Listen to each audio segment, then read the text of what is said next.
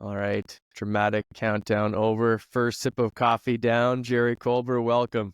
Thanks. So, looking into your background, kind of getting ready for the podcast here today, what I'm noticing is you have a very, very wide breadth of things you've been involved in with both entertainment and education and connecting them both together. So, I guess you kind of start out in entertainment. Is that true? Like, a kind of maybe like after high school, university years, you're kind of getting into entertainment, I guess. What are the first things that you're learning about? And I guess what have you learned that can translate to education about getting people engaged in your product? Yeah. So the main thing that I've learned from doing entertainment for many years is storytelling and the power of storytelling.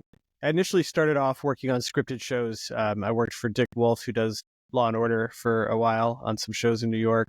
And then I worked on the initial season of Sex and the City. And so I was working on scripted shows, which, I grew up doing theater and film and did that at school. And so I understood the world of scripted. But then I got an opportunity to work in unscripted television. And that was the first show I worked on was the original Queer Eye for the Straight Guy. And it was such a crash course in creating story out of reality. And it's when I realized, like, oh, you don't necessarily need a script to tell a story, right? Because you can actually create a story, a real story about real people without a script. And so that experience, and then doing that kind of work for the next 5 or 6 years really just turned me into a great, a great storyteller, a great interviewer. And I had always been interested in science and education, and just it's always been something percolating and it's sort of the background for me.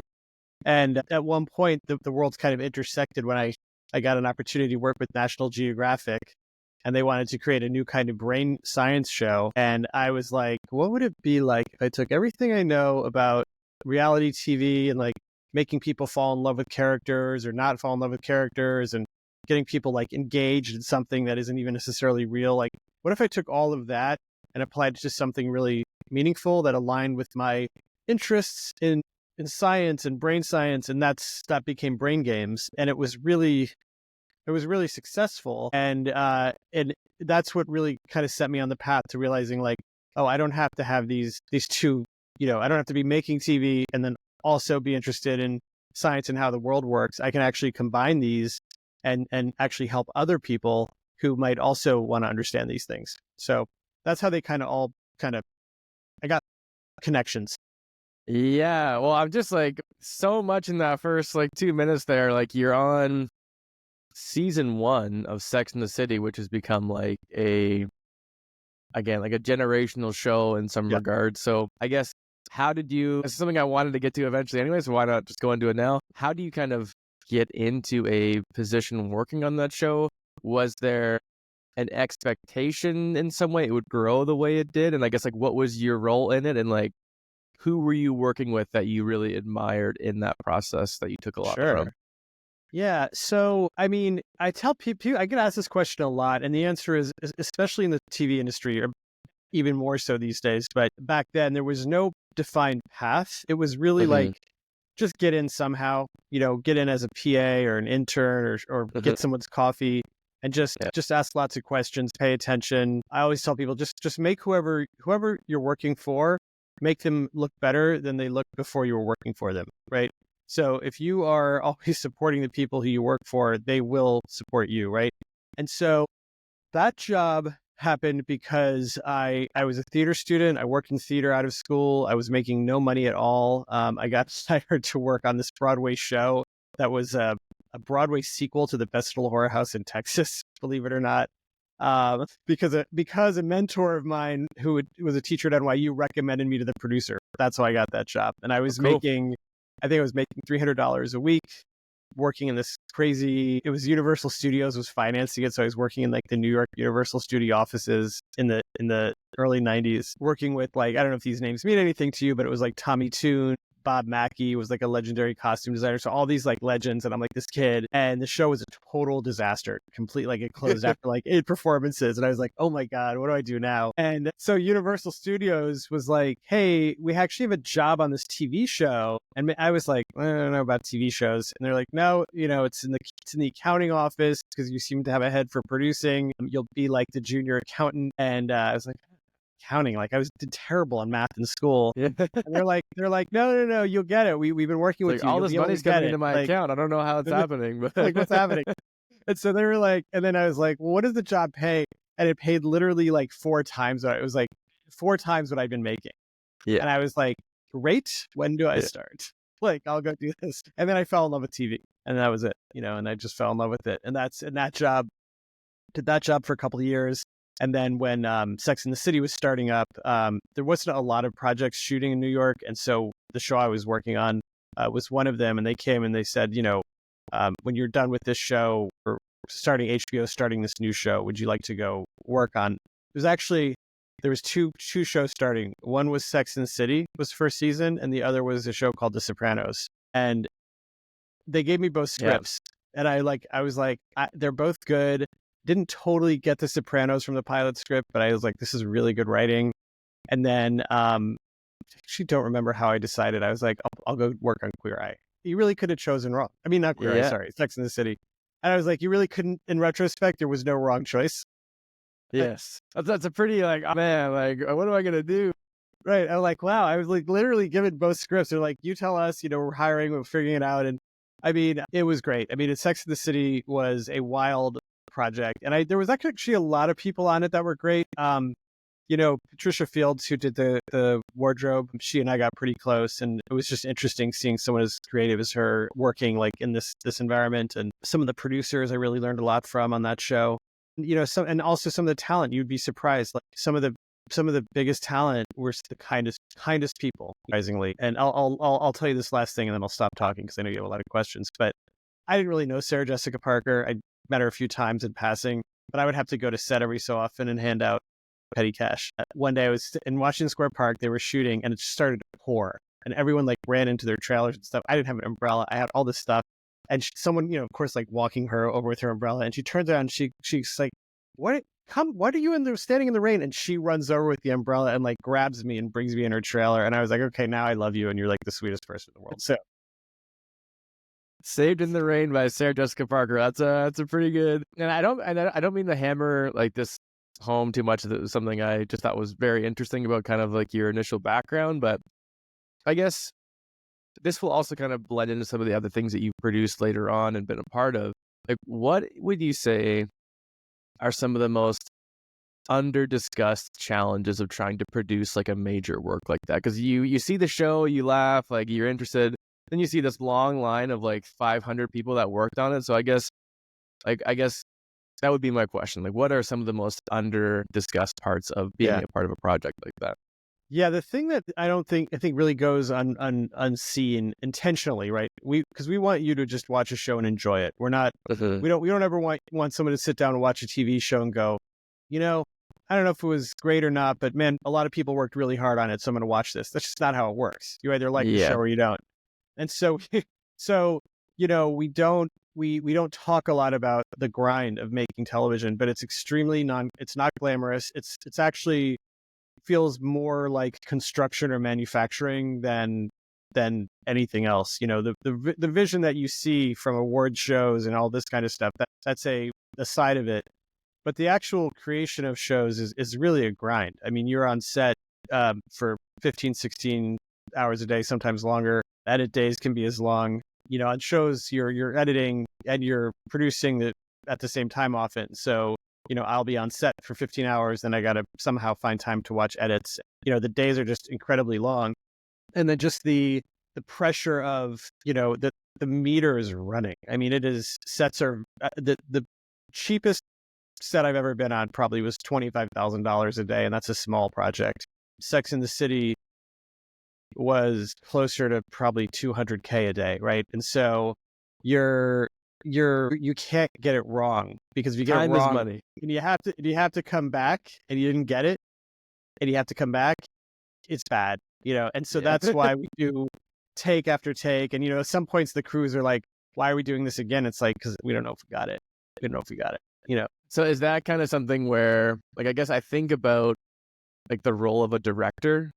Is a director also kind of just someone who makes sure it's like flowing properly as well, like from scene to scene, not just like the creative elements, but actually just making sure we're meeting deadlines, if that makes No, sense? no, the director should only be focused on the creative, Okay. and we surround them like in some sense, I always describe my job as the producer, executive producer, is to create a bubble around the project. So all the stuff, because I don't know if we're allowed to curse on your show, but all the stuff, all the stuff coming from the network and the studio and the outside world, like my job is to like, deflect and make sure that there's like a bubble. Okay.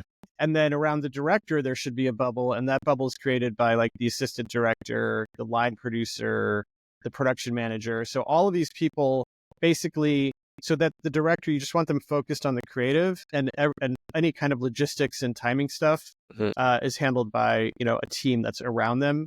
Now that eventually intersects with them. If it's like, okay, you've done 75 takes, and we have like 3 more scenes to do, and we have like 3 hours left, then you got to get their brain into the logistics. But generally, you're trying to let the creatives be creative and create little bubbles around them for that. Interesting. Kind of like a different chain of command of BS, pretty much, making sure they don't get too much in the weeds. So would you say of a kind of the first project that you're working with is Brain Games, and that's with National Geographic? Is that Yeah, correct? that's the first like educational project that I did. And so when you're going in, I guess, what is the initial vision? How do you kind of change it up? Because from what I saw, it's like 2 to 3 minute clips for the most part of kind of getting you to like change perspective in the short term. Is that kind of how you would describe that? Yeah, so I would describe Brain Games as it's the show that teaches you that your brain doesn't work the way you think it does, and then makes you feel okay about that anyways. So Okay. yeah, so it's each episode was built around a different theme, like time or perspective or anger, and then we spend 30 minutes unpacking for you all the things you take for granted about how your brain works, and we explain that it's not really, things don't really work the way you do, and then also how you can get better around that topic. And so we used games and illusions and magic and demos to do that. Yeah, because the one I clicked on was the illusion when you kind of stare at the center of the screen, you look over and everything kind of goes wavy and stuff. And I was like looking at my Christmas tree, I'm like, wow, this is whack. But that was my, I guess, initial one. So, Yeah. and that went on for about 8 years, right? Yes. Yeah. Brain Game. Yeah. So I guess, when did you start to feel like it was at a conclusion stage? Like you had kind of seen the project through? Never. No, I thought we still had another 4 or 5 years to go. We could have kept Okay. making that show. No, that was Nat Geo. Nat Geo just decided to go in another direction. They got back into doing more like nature shows and different kinds of docs, and so they kind of wound it down. But no, we could have kept going with it. Yeah. So have you thought about potentially, because you now have the new podcast, Who's Smarted, and is there potentially like a vision to kind of bring that back in its own form, like in a different form for like maybe a video podcast of yourself with your new organization? Yeah, not necessarily video. Like we're really focused on audio. Like we're really into, and the reason for that is with audio, we can be anywhere, anytime with anyone, right?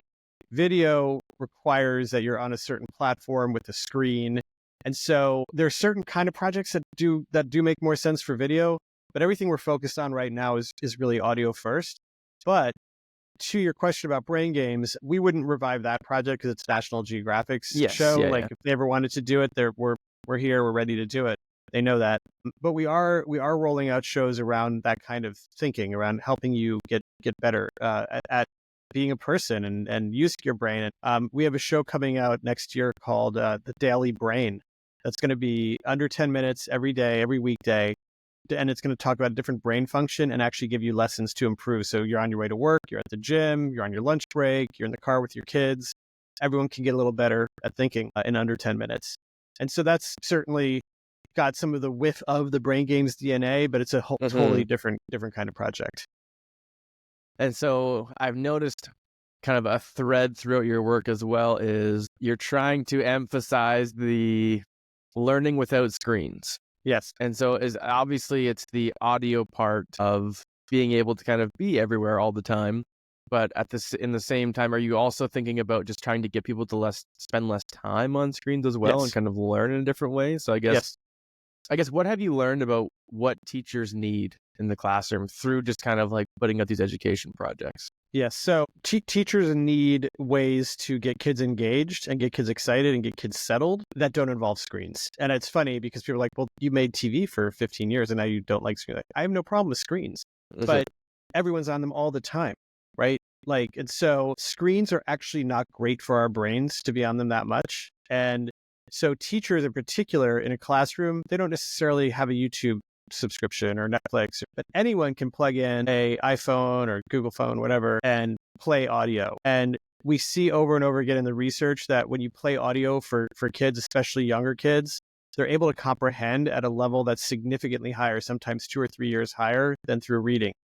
And so we see our role with shows like Who's Smarted in terms of the classroom as providing something that works as a transitional element to get kids settled in after recess or after lunch. Or we have 500 episodes. So if you're teaching an episode on blood or gravity or vaccines or Earth or Jupiter, there's probably an episode that we have that in 15 minutes will get the kids excited to learn and ready to learn. So by the time you get to the curriculum, that they're ready, they're excited, and they're ready to lean in. And so we see it as kind of this adjacent project. Now, you asked a question before we started about actually creating curriculum to go with the episodes and using AI to do that. And it's funny, you sparked some conversation over here at Atomic because we hadn't thought of using AI for that. And we tried it, and it was pretty remarkable how good it is at coming up with scary. Yeah, it was like, wow, because I'll tell you, we did this for that show Brainchild that we did with Pharrell for Netflix, was also for elementary school kids. And we did that show 6 or 7 years ago, so AI didn't exist. And we did create curriculum for it. And curriculum still lives online. We gave it away for free. But we had to hire a team of STEM consultants and educators to create it. And it was a laborious and time-consuming and expensive process to make curriculum that was fun for the classroom and aligned with the Common Core standards and was easy to download and publish. And so we were just like, based on what you asked, about using AI, when we tried it, we were like, oh my gosh, this just did in like under a minute. It just did something that took like 3 days 6 years ago. It was, I mean, we were like, in fact, my business partner, Adam Davis, who's my creative partner, my good buddy, was like, we should actually think about doing this for a bunch of the episodes because we get asked for curriculum all the time. We are generally as a company a little AI averse, to be honest, because we have tried using it in many ways. And because we are a fact-based company, like we present facts and we help people with critical thinking, we often find that AI introduces non-factual material, I guess you could put it. I don't know if I want to call it lying. Yeah. Adjacent untruths. Truth adjacent. Yeah, exactly. So we're super careful about that. So we want to do we actually want to do a bit of a kind of run it through the actual fact checker. But if it's right, if it's working, then you've actually inspired us to do something that we get asked for a lot. So thank you. That's cool to hear because my thing is even your 3-day laborious process. I mean, if anything, you can still do that whole same group focus work, etc. But you can start with what was already generated. So I almost think to your discussion earlier about kind of hiding your creatives from all the BS outside, I think AI can help us actually just be creative and innovative rather than going through the slog of exhausting us just getting to that initial output, which is kind of where I see the potential. And as well, you can, even though AI is more kind of pervasive now, your Brainchild show from 2018, you can still enter in. It's not like everything only from now on can be used. Anything can be used to try to generate questions and discussion. Yeah, that's true. That's a good point. Yeah. Yeah, yes. We'll use it occasionally to do exactly what you said, which is sort of shorten the getting to the starting line of the creative process. What I find funny is how many people are using it to actually be creative and put out stuff they're writing that they're no, but I did write it because I prompted the AI. I'm like, it is so transparent to when you read AI writing. I'm not saying there's not a place for it, but it's so clearly addictive rather than creative. And there is, I can't define it, but there's this subtle difference that, you can feel it. I don't know if you feel that way too, but. Yeah, you're not going to feel as humanly nourished, if that's the right word. I'm not sure. It's probably not the right word, but even for myself, doing I'll do a newsletter kind of each week, out to my people that I have on my list, and people tell me just use AI to write it, and I'm like, that feels weird. I don't want to just be here's what ChatGPT said. Here, go read that, have fun. That just doesn't feel, I guess, authentic. Is kind of what we're starting to look for a lot more, but. So yeah, you go from Brain Games, National Geographic, you've got Who Smarted, and then are there any major projects potentially that you've gotten into that were just like an absolute failure? That just did not work out at all? Because again, you only see like Brain Games did very well, Who Smarted is doing very well, but it's like, what have you learned that people don't like? Man, an absolute failure. Wow, that's a strong term, sir. No, well, I guess maybe projects you've scrapped. You've been like, okay, we've done some of the work, and it's like, you know what? I guess the point I'm really getting at is like, when do you kind of learn to maybe cut losses and just like change direction? Yeah, this is a great question. That's a better word. So no, the answer is like, so we are very like we're an idea factory over here, right? So we always have ideas. We're always kicking around ideas.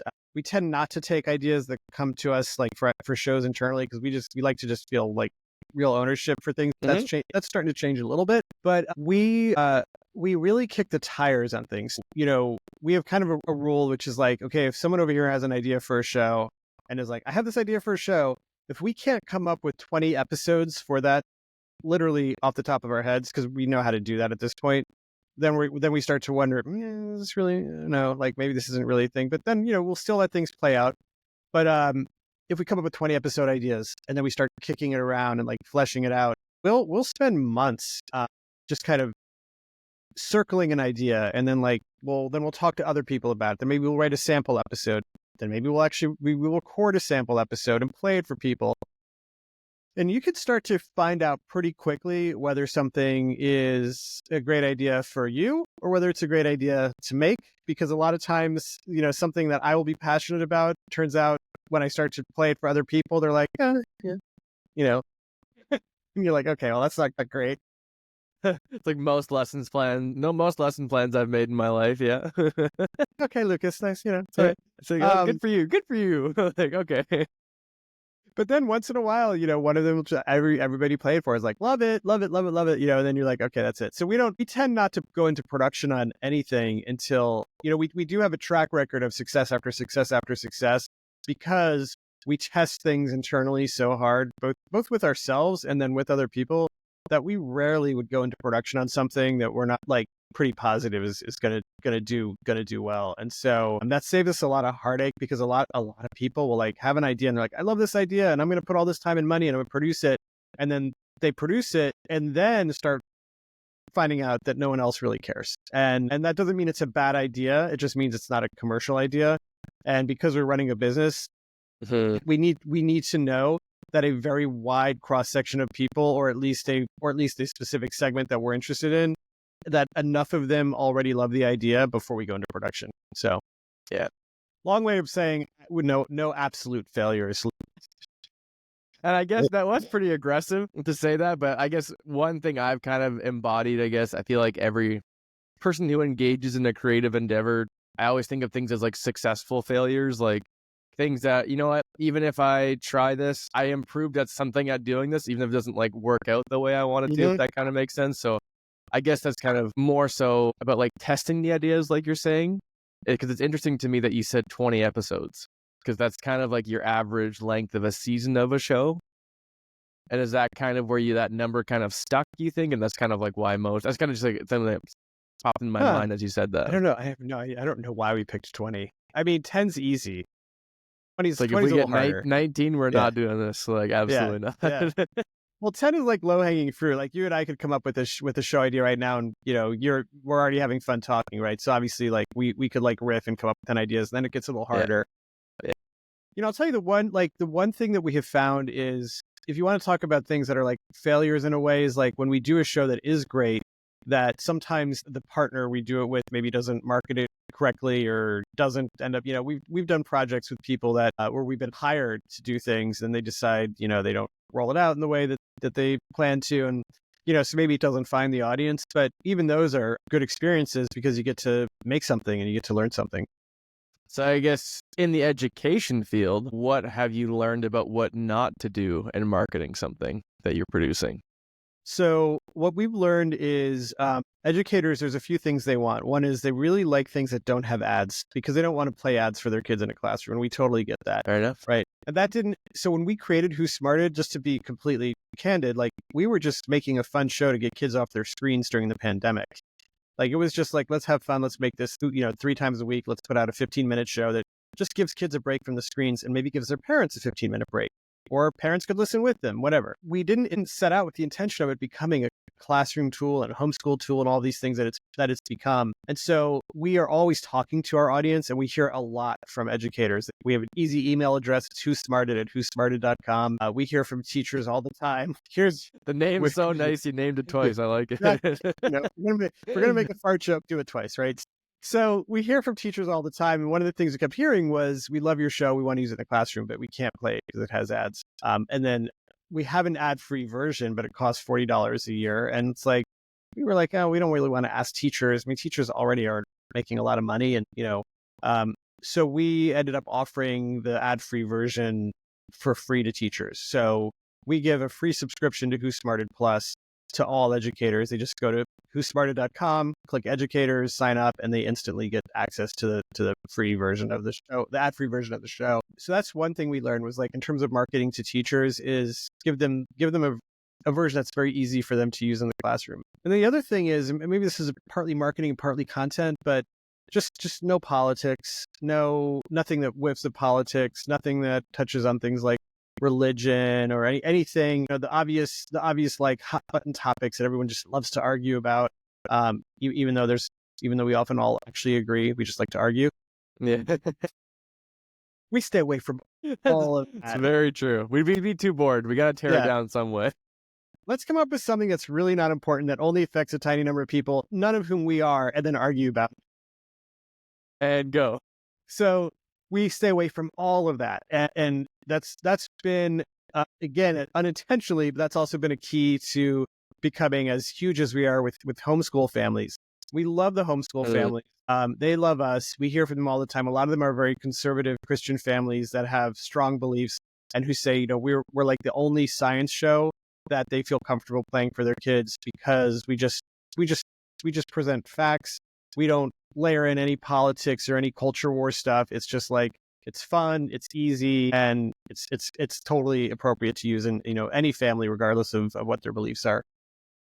Yeah, and that's one thing I've noticed with, again, like I taught social studies for a few years, and we usually a lot of content that again, everything can be politicized, and to some extent in social studies, no matter even if it's history, like anything can kind of be viewed through any type of lens. But one thing I noticed when looking at and showing videos from other creators online for like a Treaty of Versailles thing or something, there's always like passive comments that are made to like show the political bias. And in my head, I'm like, that's just not necessary to include in this. It's always like, they don't say it outright, but they'll make like sly remarks. And I'm like, guys, like that's not what we're trying to do. So I do appreciate that you've made that like a point of interest in creating that. And interesting too that it's mostly the conservative kind of Christian families that use that one, because I've noticed again, I grew up very religious, and so I can relate to a lot of that. But now you make the decision to kind of, I guess, when do you make the decision to start the Atomic Entertainment Group? And correct me if I'm wrong, did you guys create Who Smarted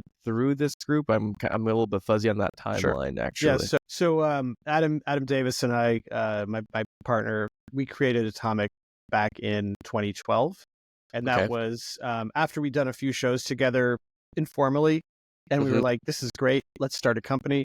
And then our first project was Brain Games. And so everything we've done for the last 12 years has been under Atomic. And in fact, we are now really just focusing on podcasts, and we're actually taking on investment to actually grow the podcast slate even faster, because we just, we love that we're able to have impact without asking for permission. And that was the thing that always was challenging with television, is you got to go around pitching. There's only a tiny number of shows that get greenlit every year. There's hundreds of companies competing for those spots. Even if your shows do well, it's no guarantee that you're going to sell a show. And then when you do sell a show, it's 6 months of deal making, and then a year to make the show, and you make 10 episodes, and then it comes out, and maybe people find them and maybe they don't. And so the whole thing is so fraught with just just inordinate amounts of time and money chasing the possibility of having some impact.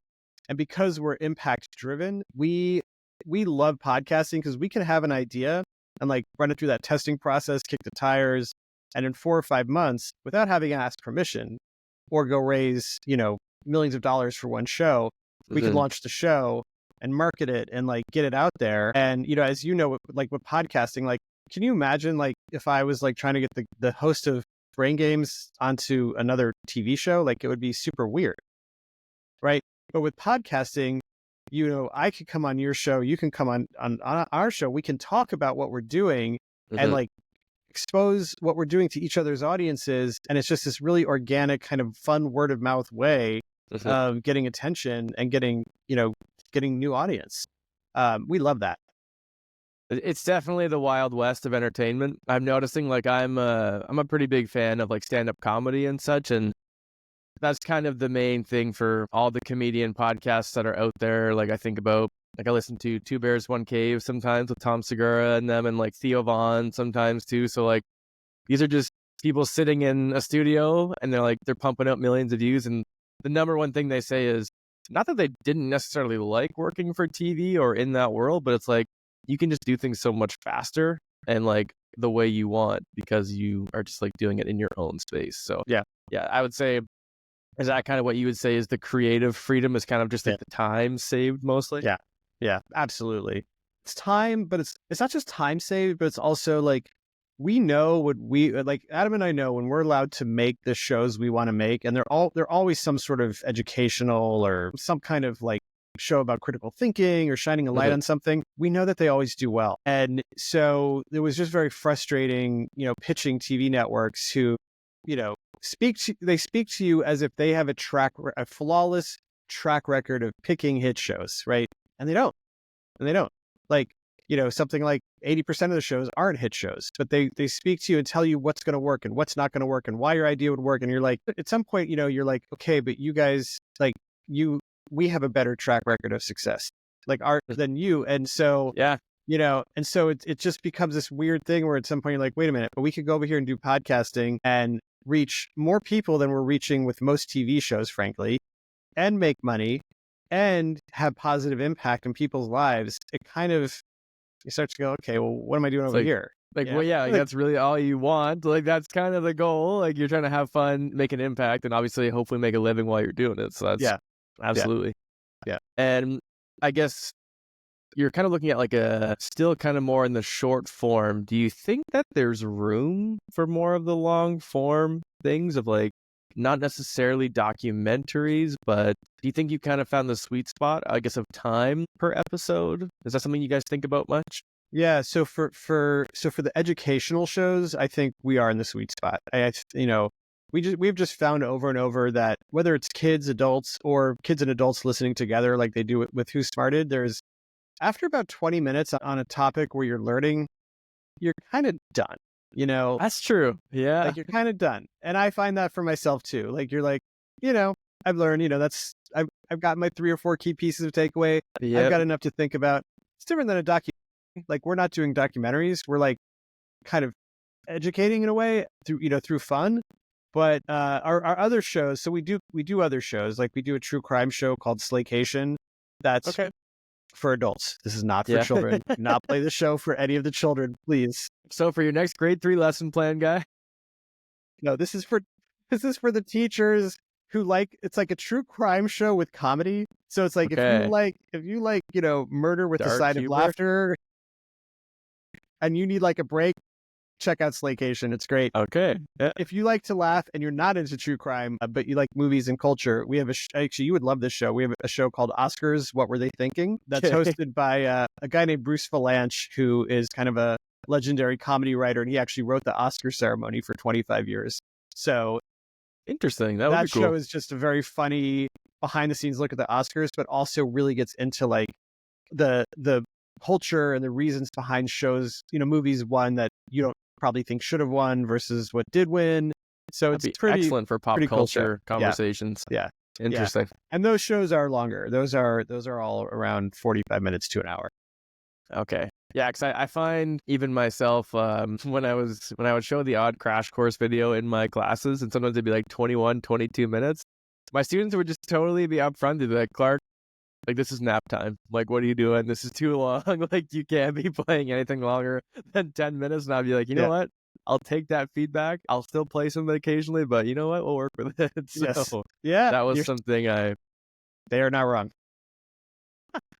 yeah. And 'cause I even noticed, like, I guess kind of getting into the creativity part of trying to produce educational videos, like John Green and Bill Nye, like, those are kind of your classics. And like John Green, especially, I noticed 2012 to 2015, like the initial slate of like crash course videos came out and they were like 12 to 13 minutes, but you almost felt like there was too much in one episode. But now the ones that he's redone are like 20 minutes. So then those are almost too long. So it's almost like you don't really know what you want. You just don't want what's in front of you, which is what a lot of the students will say, especially. But I always enjoy them. Yeah, I love those guys. I think John and Hank Green are great. And yes, yeah, we've met with their company a few times. Like, we're always trying to figure out stuff to do with them because it's kind of like playing in the same sandbox. So you know, I love their videos. And yeah, I agree though. Like, once you hit like 18, 19 minutes, it's like, wrap it up. Even I'm looking at my watch like, all right,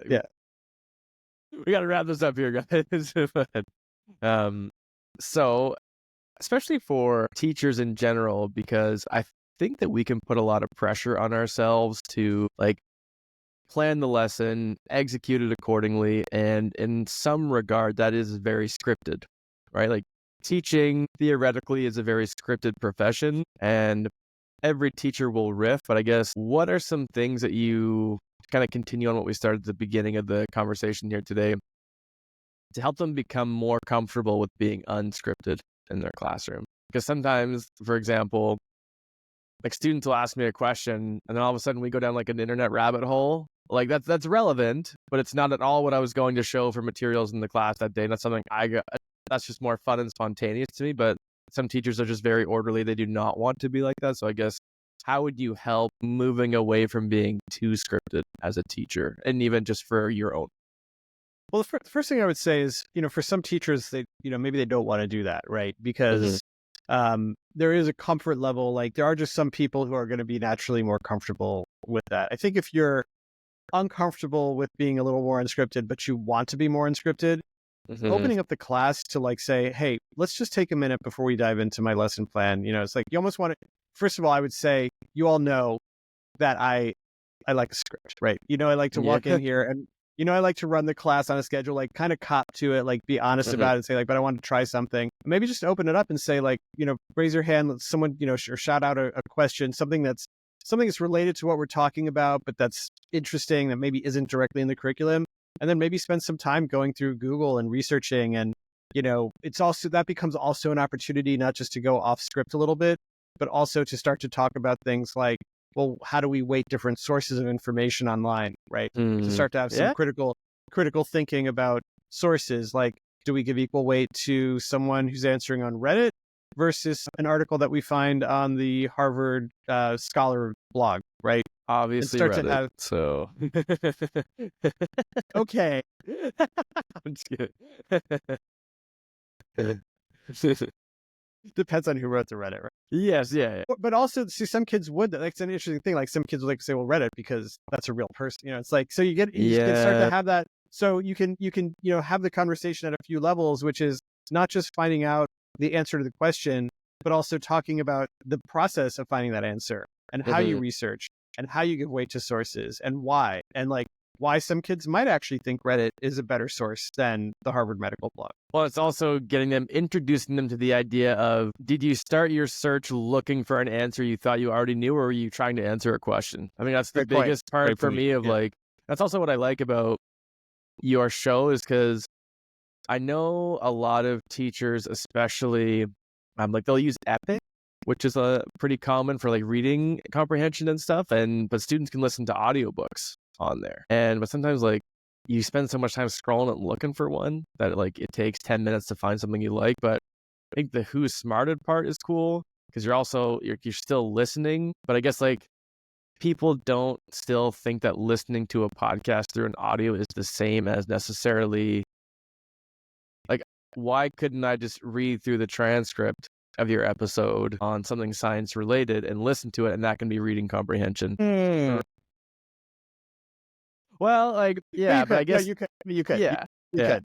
Yeah, if someone wants to just read it, they could. And especially if someone is like hearing impaired or doesn't like listening to stuff, you could read it. But they're designed to be listened to. I mean, there's no way around that. I mean, these episodes have sound design, and we transport you into another world, through that. But to your point about, going off script, it's funny, like I hadn't thought of this until you said it, but every episode of Who's Smarted, every episode of Who's Smarted deals with a specific topic and question, but they all start by accident, right? So every episode is just like something starts talking, like a bagel will start talking, or the trusty narrator will like trip over something, and then that creates a question. But every episode starts in some sort of accidental way that then leads to like this chance encounter with an idea and a concept that then we get into like, good question. Let's get into the question of blank, blank, and blank, Here we go. And then we go on this journey. So in a sense, like, I think you could do that same thing with a classroom, where it's like, let's just see what someone wants to learn about and then dive into it. Absolutely. So I just have a few more questions. I want to keep you too much longer, but tell me a little bit about the difference in producing Brainchild on Netflix. I guess, how did that kind of start? Like, were you working with Pharrell Williams directly? Because I just kind of the name that I saw attached to it when I was looking it up. And like, that's obviously like a full-on visual production compared to like Brain Games and Too Smarted. So I guess, what did you kind of seek to accomplish with that? And I guess, what was the process of creating that show? Sure. So we actually were working directly with Pharrell. That show came right after Brain Games. Brain Games actually was a full visual show that was on Nat Geo. So, and then Brainchild was Pharrell had come to us. We'd met him through some mutual folks, and him and his creative partner Mimi Valdez and Adam and I all met up. We all like loved each other, and we all had the same interest, which was creating something really powerful for elementary school kids to help them understand just how to be better kind of global citizens and citizens of our ever expanding galaxy. And Pharrell was just coming off of the Happy song was huge. And so he had a lot of recognition with like 8 and 9-year-olds. And he's like, let's use that to leverage it into some kind of show that is like going to really help kids understand the world better. And so we came up with Brainchild, and it was, every episode was a different topic that's important to kids, whether it's motivation or social media or Earth or space. And we ended up making it for Netflix, and we worked closely with Pharrell. He's actually in one of the episodes. We did an episode on space where we got to actually connect him and the kids in this room with the astronauts on the International Space Station in real time. Cool. So they get to like ask questions of the ISS astronauts, which was super, super cool. That's cool. Well, yeah, that's how that show happened. And he was extremely, in a wonderful way, adamant that show really also have a lot of entry points for kids who don't necessarily see themselves represented in science shows a lot. So really making sure that the volunteers and the kids on the show represented the whole gamut of backgrounds of children in society. So that was a very Beautiful cool experience. Yeah. And there was something I saw in your background that like my inner social studies brain just lit up, because it said that you were producing theater in post-communist Czech Republic. Please tell me more. It's like the craziest, like there's a lot here that I feel like maybe some things you probably can't share, but another hour. But the short version is I went to NYU. I studied theater and film at NYU, and I came out of NYU and was working in like this very small off-Broadway theater right when I came out. And a lot of my friends from NYU had this idea of going to the Czech Republic to do theater. And it was when the Velvet Revolution was happening and like communism was falling all over the world. So that was literally happening in real time in the Czech Republic, or Czechoslovakia, as I think it was called at the time. And so we got together, like 15 or 20 of us, and we were going to go there and work with a bunch of Czech theater students that we'd met through someone who lived there. And like, this was pre-email, by the way. So we were like, this is all like faxes and letters, like pigeons all these are going. Like Pretty much. Pigeons would have been more reliable than what actually happened. And we got there and we go to find all these kids we're supposed to be working with. We were all like 20 or 21 years old, right? And we just, instead of finding these people we're supposed to be working with, we just find a series of notes written in Czech that none of us understand. And so we brought on this woman who we'd met who was like kind of my translator because I was producing. And so she starts reading these notes. And basically what's happened is all of these kids have decided to leave and go to like Paris or London to study theater for the summer because they had never been able to leave before. And so we were like, oh yeah, of course they're not like waiting for the Americans to come and do, like, they're like, we can travel, so we're going to go travel. So we suddenly found ourselves like in this very strange place that was still felt very much like communism sort of still existed, but capitalism was coming in, and it was like very like crispy and weird and very Wild like West. And the show we were doing was a show about the Black Plague happening, and it's a show called Red Noses, where like the Black Plague happens and the Catholic Church kind of helps but doesn't help, and it was about authority and sort of society falling apart. And like what we didn't realize was like that would sort of become a metaphor for what was happening to us in that summer. And so it was a wild time. Yeah, a lot of crazy things happened, but in the end we ended up doing this show at this theater festival in the middle of the Vltava River, and it was pretty magical. Yeah, that's sweet. And I still know a lot of those people today. Like we went through pretty intense summer there, but yeah, it was incredible. That's cool. Yeah, I can only imagine the want to, because again, people usually make fun of power and those authoritarian regimes through fiction and kind of like the more subtleties of the things you can get away with and humor and stuff. But yeah, I thought that was an interesting kind of tidbit when I was looking through. But to kind of wrap us up here, I always kind of bring in a couple cheesy education quotes, and I kind of want to get your, perspective on them. So the first one is clearly no absolute failures. So the quote is, "Don't let school get in the way of your education." I guess what are some of the things that you have learned that you think have helped you be successful that you wouldn't have necessarily learned in the classroom specifically? So I totally take that one to heart. I think school is great when you can connect with it. I think that a lot of times, for me at least, I struggled with school because the way things had to be taught, just because of the bandwidth the teachers have, didn't really match the way that I learn. And so I think I unconsciously started creating learning opportunities for myself outside of the classroom. So even though I was struggling with science in school, outside of school, I was doing science kits and rocket kits and stuff like that, and just kind of learning on my own. I also found that opportunities like theater and debate, which were sort of technically in school, but really were these kind of extracurricular activities. In retrospect, didn't realize it at the time, but now I realize created in me like a love of literature and story, and also really helped me to be a critical thinker, like train me to think critically and understand how to read and communicate. That's my personal experience. So I say to anyone in school who's struggling, like, are there opportunities that you can find to kind of engage with things outside the classroom that could fill that gap? Beautiful. And our last one, it's kind of a similar note, but it's education is what remains once one has forgotten everything they learned in school. So the way I kind of want to think about it is, what do you want people to take away from their time with you specifically that they won't get with anyone else? Be curious. Don't accept an answer if you don't feel like it satisfies your curiosity. Keep searching, keep learning, keep investigating. Beautiful. Jerry Kolber, thank you so much for coming on today, sir. Thank you. This was fun. I appreciate it. Absolutely. It's not after dark, by the way. I don't know what's going on. Like it's pure daylight. But yeah, it's it's kind of a blizzard out where I am right now. So there's it's kind of made dark by just living in Canada, but yeah, right. It's always dark up it's here. always after dark there. Right. Sure. Yeah. All right, man. Thanks for coming on. Yeah, thank you.